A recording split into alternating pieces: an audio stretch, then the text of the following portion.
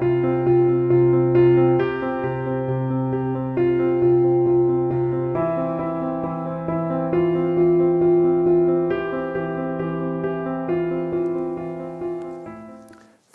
welcome to another video on Raw Deal. This is Yakov, and today we're going to discuss a topic that's always been interesting to me.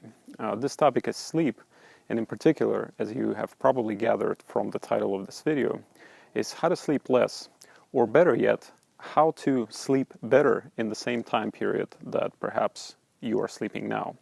Right? So I titled it How to Sleep 5 Hours and Actually Manage It. Right? In our society, we have this idea that only some geniuses or people who are really going after some goal are able to do that, right? And oftentimes they do it at the cost of their health or perhaps of their relationships and so on, right? So I have a claim that I'm going to make in this video, and this claim is that everybody can sleep less than the average 8-hour mark that we seem to use as the norm in our society. Well, how do we do that? And this is what this video is about. So I'm going to give you 4 factors or 4 things a person needs to take care of. These are not some quick do and, that's it, it's done type of things. These are 4 major areas that some of them may take years of work. But nonetheless, if you work on them consistently and persistently, you will reap benefits of less sleep. Because if you sleep less, you actually are conscious more and you are able to do more, whether it's, spend time with the people you like or do the things you like and so on. Who likes sleep anyways? It's better to be awake. So let's see how we can be awake more. The first factor that I would like to discuss that heavily affects the way and how much and just how we sleep in general is the nutrition. It's the diet we eat. And there are several ways in which the diet that we maintain affects our sleep. The first way is how much we eat. I think anybody would agree that if you ate, let's say, 3 apples before you go to bed, suppose you eat 3 apples at 9 at night, and then you go to bed at 10, it would be a lot easier for you to fall asleep than if you ate some heavy steak and some mashed potatoes and gravy. I think nobody could argue with that.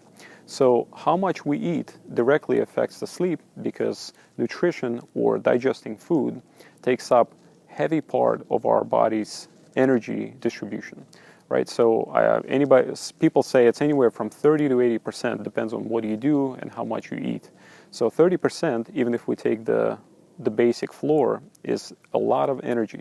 So if we can take out some of that energy and actually divest it towards doing some other things, right? So we need a lot less to recuperate, so we need less sleep because we don't need to restore as much. If we don't waste as much energy, we need less sleep because, well, obviously we don't need to restore as much energy, as I said. So how much we eat, that's one factor, and I think that's pretty straightforward. In general, the less you eat within reasonable bounds, the better your sleep will become. So people who are shallow eaters, if we can call them that way, are going to enjoy, everything else held constant, much better sleep.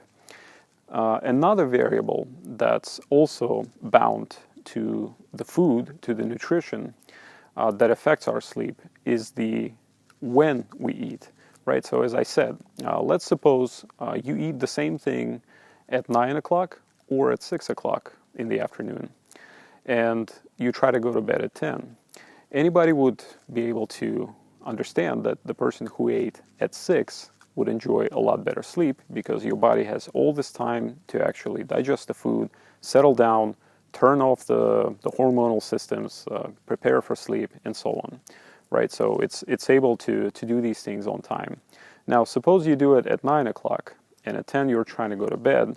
Well, around 9, your body is probably about to inject some melatonin into your veins. For those who are not aware, melatonin is the hormone that actually makes you sleepy. So that's the thing that makes you sleepy. Perhaps you've experienced that when you lie down or maybe towards nighttime.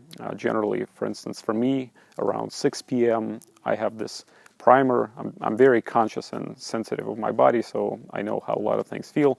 but I will experience this primer of melatonin. So in other words, the one moment you've been running around and feeling great and energetic, and then all of a sudden there's this urge to be tired. You feel tired a little bit, and people think like, oh, well, I've had a long day, and you might have, but what actually happened is that the body injected a small dose of melatonin into your veins as a primer. So this is not the sleep time yet, but your body is letting you know in general that it's time to calm down and perhaps look for where you're going to sleep, if you're out in the nature, or just in general, it's the preparation. But the main wave is going to come 2 or 3 hours later, right? That's from my experience. So around 8 or 9 at night, you will have this main dose. And what's important to know about melatonin is that it's responsible for a whole variety of activities in our body. One of the main ones being it's the precursor for the growth hormone. And the growth hormone, of which a lot of athletes are so proud and so keen because they can use it to quickly heal themselves after practices, after injuries and so on. And I think it's become a kind of a common treatment nowadays, right, where people use it to try to stay younger. But the melatonin is the precursor. So if your body does not have melatonin, it's not going to be able to generate growth hormone. And melatonin is not going to coexist with insulin. In other words, so long as there is insulin in the blood, melatonin and insulin do not coexist. So it's one or the other. And insulin is going to be present in your blood when you are eating or have just eaten recently. So if it's 9 p.m. and you've eaten around or maybe perhaps 30 minutes before, there's going to be insulin. Your body is going to be firing on all cylinders. The digestive system is going to be still firing. So there is no conversation about melatonin there, right? So all this stuff is going to get pushed back. The problem is that there is something called circadian rhythm. So you can just push something back and say like, well, okay, well, my master has just eaten. He's being stupid. So let me just do it once we settle down. Everything has to go according to the circadian rhythm. So if you miss something, there is only a short window to get something done. In particular, for melatonin, let's say if the person typically goes to sleep around 8 or 9, and this is heavily tied to the sun rhythm. So if the sun sets around 7 or 8 p.m., let's say we have the melatonin wave at around 9 or 10. It's only about 1 in the morning that you have this window of opportunity. So technically, if you have not gone to sleep until 1, then in a way, it does not make much sense to go to sleep. I mean, of course, you might rest a little bit, but not so much. It's not going to be as effective. And it's all because there's going to be no melatonin, so very little human growth hormone is going to be generated, and you're not going to get as much rejuvenation. So in a sense, that's what I do in my personal life. If it's, say, 2 or 3 in the morning and I haven't gone to bed yet for one reason or another, I just try to stay up at that point. I kind of push through it for another 3-4 hours. Then the next day is somewhat easier. You can still do it. And then, you try to get back on track the next day. But this is a bit of an aside. So the point I'm trying to get to, if you eat late or close to your bedtime, there's going to be problems. You're never going to get as restorative of a sleep as you could if you didn't do it. So that's the second factor. So far we have, obviously we're still discussing nutrition. It's how much we eat. People who eat less are going to do better on sleep. It's when we eat. People who don't eat close to bedtime are going to do better on sleep. So how much, when, and of course, most importantly, is what we eat. As a raw vegan, I've been raw vegan now for 3.5 years and still going. I discovered, after I switched, and have been discovering all these 3.5 years, that this has been one of the best decisions for my sleep. Why is that? Well, it turns out that all of the cooked food is treated by our bodies as a sort of a poison. Why is that? Well, it's interesting because with cooked food, we consume a lot of the things that our body considers to be foreign entities, right? So there is a process called digestive leukocytosis. In other words, it means digestive, something that's surrounding digestion. So whenever digestion happens, this process happens. And leukocytosis is something that generates a lot of leukocytes, right, or whatever the proper pronunciation of the term is in English. In other words, these are immune cells that are kind of directed towards your stomach area, so it's the intestine, this overall body area. And what the body is trying to do, it's essentially saying, look, we ate something that's not good, so we're going to throw a lot of the forces at this area to prevent them from kind of affecting us, from spreading out. It happens time and time again. Anytime somebody eats something that's not natural, right? So what is natural? It's the, well, I'm not going to say plant-based, because incidentally, if you eat raw meat or raw fish, I'm not advocating it. There are a lot of problems with doing it, but because it's natural in that it's not cooked, there are still enzymes there, our body knows what to do with it. There might still be digestive leukocytosis when you eat meat or raw fish, because it's a lot of protein. And whenever there's such amount of protein that gets in your gut, we cannot digest protein quickly. We're not predators. So some of it is going to leak into your bloodstream. And then you have a problem, because in your bloodstream, there's going to be either molecules or chunks, kind of, I forget what they're called, but these are chunks. These are little groups of amino acids that are going to float around in your blood. And your immune system is going to think this is a disaster. So you still might have digestive leukocytosis. The point is, these kinds of reactions take a lot of effort from our body. So essentially, anytime a typical person eats, the body experiences somewhat of a poisoning, right, to a lesser or a larger degree, depending on what the person ate.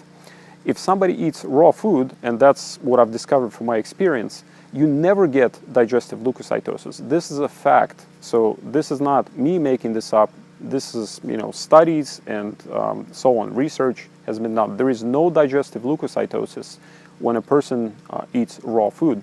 So that's a bit of a hint of what our proper food should be. If the body does not respond to something like it's a disaster, maybe it's actually good for you. But that may be a topic for another video. The point I'm trying to get out of here is what we eat matters greatly for our sleep.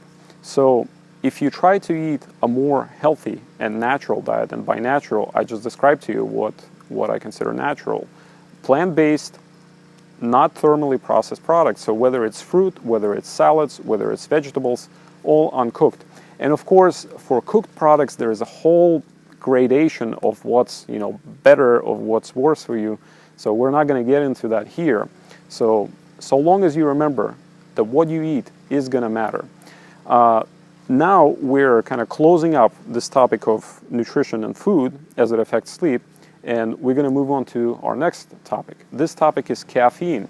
So I live in Austin, Texas, and currently we have a boil water warning. So what that means, it's been raining a lot, so the purification plants, are not able to deal with it effectively. So I guess the water is overflowing there. That's how I understand it.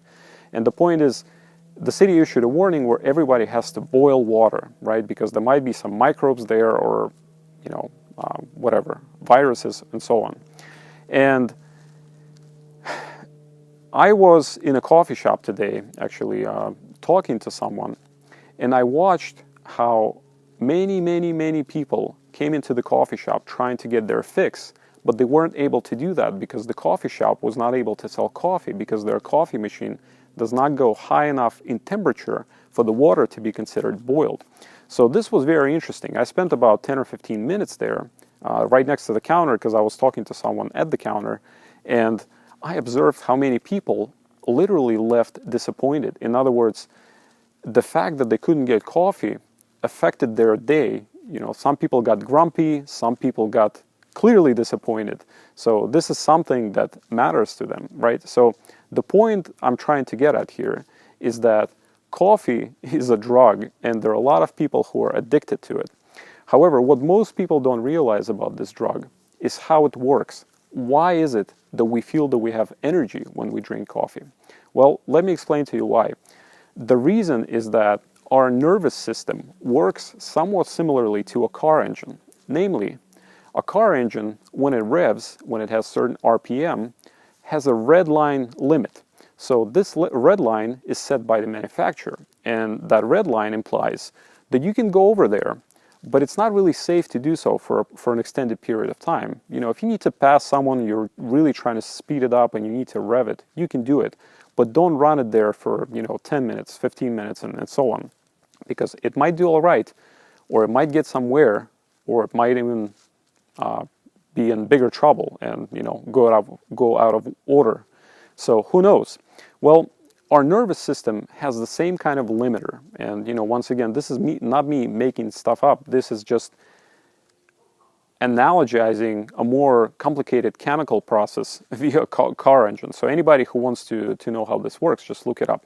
And the nervous system has the same kind of limit. So by drinking coffee, we artificially lift this limit. And what is this limit? This limit is something that we feel when we are tired. So I've already mentioned melatonin. That's a way for our body to make us sleepy. But there is also a way for our body to let us know that we're just tired. Perhaps you've experienced it during the day. You just want to, just kind of take a quick break, 10 minutes, 15 minutes, perhaps stop looking at the computer screen and so on. So these are some of the ways your nervous system will let you know, okay, I need a recharge. And primarily when we rest at night during our sleep, we rest the nervous system. Yes, the body goes through a lot of processes, but theoretically, suppose you could not go to bed, right? And your body would still generate all the melatonin and then the human growth hormone, and you would still be awake. The processes would still go on. Your body would still restore. Your muscles would still get better. If you had some wounds or scratches, they would still heal. But the nervous system would run into problems. That's why we need sleep. So when we raise this limit, and that's precisely what the caffeine does. Caffeine gives you no energy. It just raises this limit. By doing that, we essentially make ourselves run in the red line, in the red zone, like the car would, every day, over and over again. So whenever people wake up and say, oh, I don't feel any energy, I need to drink this coffee, the reason for that is because they didn't really get any rest. The body is running at the red line all the time, so the resources are drained. So until they get it back up to that red line, kind of the overdrive performance, they're not feeling anything. So the normal state is already nothing to them. So they drink this coffee, they have it, this state for 2, 3, 4 hours. Then they have to drink it again. Then, perhaps they eat some sugar or something like that. I recently learned that in Russia there was a study done, and what this study determined is that the primary cause of trucking crashes at nighttime is actually, well, it's not technically the caffeine, but it's the after effects of the caffeine. So most crashes happen an hour and a half or 2 hours after the driver drinks coffee so they could keep driving and not fall asleep. Well, because once this overdrive limit wears off, in the normal limit, the person is no longer functioning. So they, perhaps fall asleep or make mistakes and problems happen. So to get normal sleep, you have to stop drinking caffeine. It's impossible. And what I noticed for most people, it doesn't work. Oh, I'm just going to drink a little bit, or I'm just going to drink, like once a day or, once a week or so on. For most people, it's, either yes or no, it's binary. So quit it. To get good sleep, you have to quit it. That's the only way. And stop putting yourself into this overdrive. Your body will normalize. You'll go through some detox. It typically lasts about 3-4 days. You might have headaches, perhaps even throw up. So, this is a real drug. So if you've ever seen, perhaps on YouTube videos or something, the symptoms that drug addicts go through, you will experience the same symptoms just in a milder form. Well, of course, it depends on your level of addiction to caffeine. Perhaps for somebody it will be not so mild. So if you're curious on how to quit caffeine better, comment on this video and I might make another video, because there are a couple of different methods that will work for different people. But there are instruments. It's definitely doable. So this was the second factor. Let's move to the third factor. And the third factor is actually, it's kind of common. Third and fourth, they are together, right? They can be described by one word. This word is stress. But I'm actually separating them because they are somewhat separate. So we can talk about them separately. So the first type of stress is the physical stress. And what I mean by that These are the stress symptoms in the body. So an average person, I would say 99.999, a long row of nines of people in the current society are tremendously stressed. And these stresses are with them for so long and for such extended periods of time that such person no longer realizes that this is something foreign. They think this is the norm. This is how it should be. And these stresses come from, all kinds of directions. So whether it's from the childhood, we have some kind of, psychotraumas that get installed, the programs that we get programmed with. Perhaps a child got scared one time, a car nearby that honked. Perhaps a child did something like this, right? It's a kind of a reaction humans tend to make when something unexpected happens. Did this, and then this kind of motion, these muscles, all this got programmed together with the brain, and now it stays. So the person can carry this literally from the childhood, and constantly their muscles will be spasmed like this. So obviously then the posture will be different because you will have this kind of motion going on all the time. So this is just one example of how stress could work. And of course, in the adult life, there's a lot of the same going on, the fear, the spasm somewhere. So anywhere this spasm can happen, right? So the muscle tension or the certain sensations, the feelings in the body, they're phenomenally draining of energy. Because think about it, when the person goes to sleep, typically we have this idea that when we go to sleep, we are relaxed. We're not really relaxed at all. I do certain relaxation exercises from the yogic techniques. And I can assure you, I can guarantee you that if I do them right before I go to sleep, say I do them lying down and then I fall asleep, I will fall asleep more relaxed than I will wake up. Why is that? Well, because in our sleep, only the top part of the brain, of our consciousness, kind of gets turned off. Everything else still keeps running. Your heart still pumps. Your sweating glands can still sweat, say if you get hot under the blanket. You're still breathing. So all of the processes, all of the things are still working. You can still dream, right? So the subconscious is working. And for the same reason, because all of this is still working, your body can shift back to these patterns of behavior during the day that it experiences during the day, even though you're sleeping. So in other words, you're not getting any rest, even though you're supposed to sleep. So the true way to release some of this energy, and by release some of this energy, I mean to allow us to stop wasting this energy on these locks and muscle cramps and just other things that I'm describing, is to get rid of them. And then even when you go to sleep, your body will no longer need to waste them, right? So the only way to do it is to work through them. There are methods and ways to do that. It's an important topic. It's a whole separate thing. I can talk about this for hours. So if you're interested about this, comment under this video and I will kind of bump it on the list of my topics, give it a little more priority, knowing that actual people are interested in it, so I can make it a little sooner. So similarly, we have psychological or our mind stresses, right? They go like this, hand in hand with our physical stresses.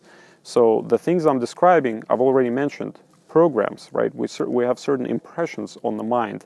In Sanskrit, they're called sanskaras or samkaras. It's these impressions, the negative ones typically, that are made on our mind that are like certain ruts. So imagine a car driving, in an off-road condition, then the wheel will go in a rut.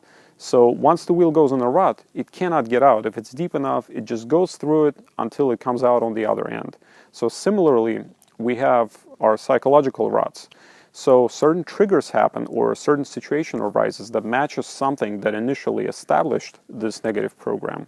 So once this trigger happens, the person's pattern is to behave in a certain way all the time, over and over and over again.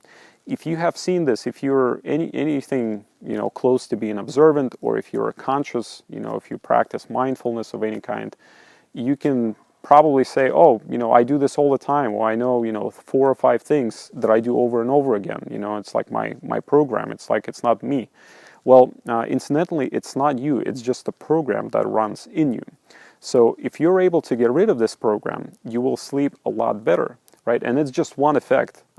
Sleeping, to say that, you know, you should get rid of it so you can sleep better, perhaps is like, I don't know, it's like saying you can get a car so you can look at the lug nuts or something, right? That's kind of the analogy, because when you get rid of these programs, it's like a whole different life that opens up. So that's what everybody should strive to do. So the programs is not you, in the same way as like the rod on the road is not the car or is not the driver. So that's the same kind of relationship. So these things are phenomenally draining, right? While we're on the topic of mind, I would also like to say that the chatter that's always present in the back of our mind is phenomenally draining as well. So any kind of thought that arises over and over, or perhaps different thoughts or chains of thoughts, they're also phenomenally draining. So that's why meditation can be so helpful. If the mind quiets down a bit, the person will notice that, wow, I feel so much more relaxed, so much more at peace, and perhaps so much more energetic and focused. And in part, that is why, because these thoughts, anytime there is a thinking process, there is a memory process, it's very draining when it comes to energy. So if it occurs in the brain, your brain is a kind of major consumer of the energy in your body, right? Probably on par with the digestive system, right? Incidentally, that's why it's so hard to think after you eat heavily, because everything goes, all the energy goes to digest the food, nothing's left for the brain, you're in trouble if you're trying to study something or do some kind of intellectual work, or just function in general during the day. So once again, go back to don't eat heavily, because it leads to a whole series of factors that are not good. So friends, this is in short my recipe for sleeping 5 hours, or less or a little more depending on the person. I'm not saying it's universal for everyone. Of course, we're all individual and we're going to have some differences. But if I could highlight the most important factor, I couldn't do it, because every single one of these factors I've addressed. And I've addressed them in the order that I mentioned them. So first I addressed my nutrition. I was a vegetarian for years, then I became vegan, and then kind of a natural step just happened to me. I became raw vegan, and I have not looked back. This has been, one of the best decisions in my life. So then there was, at the same time, I quit caffeine. I also did not look back. And currently I am heavy in the works with all kinds of techniques, working through these effects of programs and stresses and so on. And once again, if you're curious about that, mention and we'll discuss this. So this was Raw Deal. Yakov, thanks for watching, and see you again soon.